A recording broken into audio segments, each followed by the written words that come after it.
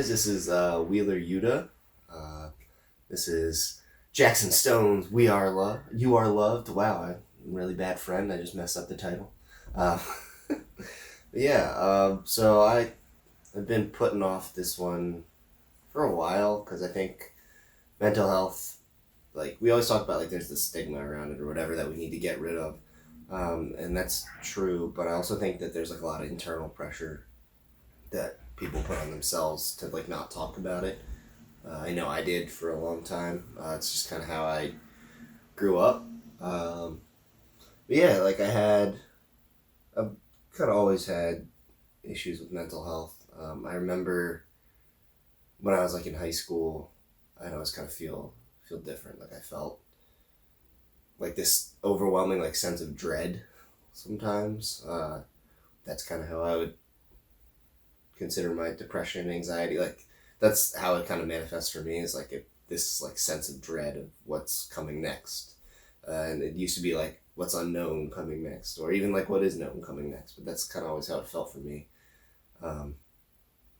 But yeah, I think that the biggest thing that's kind of, because I've been feeling a lot better in the past like 6 months, after like years of battling depression and stuff. And I think what kind of helped me was stuff like this, where I would talk about it, even though like clearly, as I told Aaron that I'd do this video when we still lived together, which was in June, and the fact that it's coming out now in December shows that I still have things to work on. Like it's still something to talk about, like still something to get over for me to talk about stuff. But no, it definitely. I think that's what kind of helped me. But yeah, when I was younger, I always kind of had it and kept it internal, like kind of bottle up inside, like my feelings of inadequacy was a big one. Like I always felt like I was like, I'd be in like my friend group and I'd be like the lowest one on the totem pole, or like I played a lot of sports in high school, middle school, all that stuff, but I always felt like I was kind of like the worst one on the team.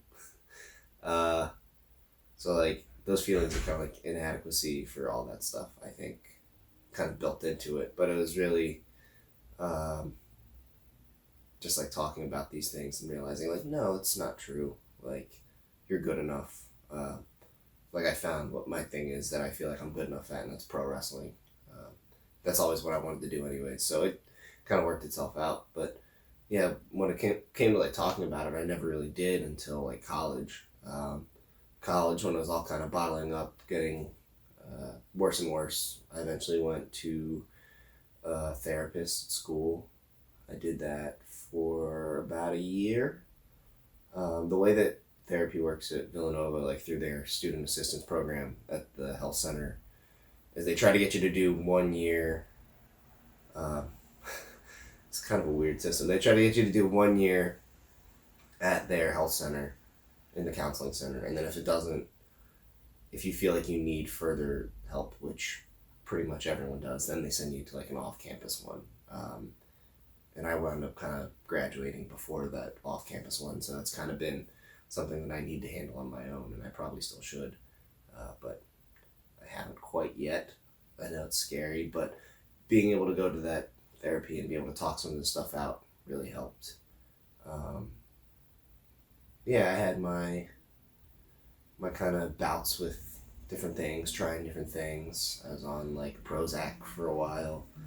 I think I probably made it worse for myself because I would take Prozac, then I'd get tired of it, or I'd think I don't need it anymore, and then I'd get off of it, and then get back on and off and on and off. And I think that messed me up even more, because those aren't medications you're supposed to like go on and off of quickly.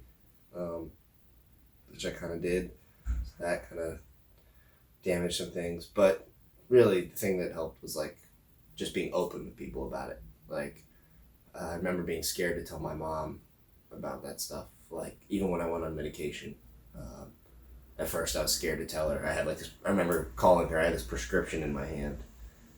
And it wasn't, like, it was like 10, 20 milligrams Prozac. Like, nothing crazy. Like, super tame in terms of like SSRIs and antidepressants and stuff. But like I had that in my hand and I was like, ooh, I don't know. And I called her And then like we talked for a little bit, and then I remember my dad telling me, like, yeah, when you were in like middle school, your mom was on that stuff, and I had no idea. I don't know, maybe she doesn't want this out there, but she probably won't watch. So sorry, Mom. But yeah, like it was a big deal for me to kind of be like, that was like eye opening. Like it kind of hurt, like that we didn't talk about it, but then that made me think like, oh, then I need to talk about it. You know, I need to make everyone, not everyone in my life, like be like, guys, I'm on Medicaid, but like the people close to me, like this is a real thing. This is what I go through. This is what I'm doing to combat it. If you can help, that'd be great. My girlfriend's been wonderful about it for the past 3 years. Been such a wonderful support system, and you need to find that support system. And yeah, that's kind of what my whole journey has been up to this point. And really, I think that finding the things that I love and enjoy really helped me kind of dig myself out of was probably a really bad, dark place. If you watch like any videos of me like wrestling for the first half of this year, like I can't watch them. Not because of like my wrestling itself, but because like I got really out of shape because I didn't want to eat right. I didn't want to go to the gym. I didn't want to go tanning. Like I didn't want to do any of the stuff that you need to do to look, not necessarily, but like traditionally the stuff you need to do to look like as presentable as a pro wrestler. And that's like kind of how I look. Like I'm not real big. I'm not real tiny. Like I can't fit into a different niche. Like I kind of have to be in shape, and I wasn't at all. And it bothers me, but that was all like up here. Like I just didn't want to go do the work. But like talking about things with people, working through it, having a good support system, that's what helped me. Jackson Stone is back taking a shit. I just want that to be in the video too. But yeah, I don't know if this is really like this. I know some of them are like a more linear narrative. These videos, mine's just kind of been rambling, but I think the main point I'm getting at is like, if you have this thing, you got to talk about it with someone. Like you can't be afraid. You can't just keep it bottled up inside like I used to do. Because talking about it's the only thing that helped me get better. So thanks guys. Party.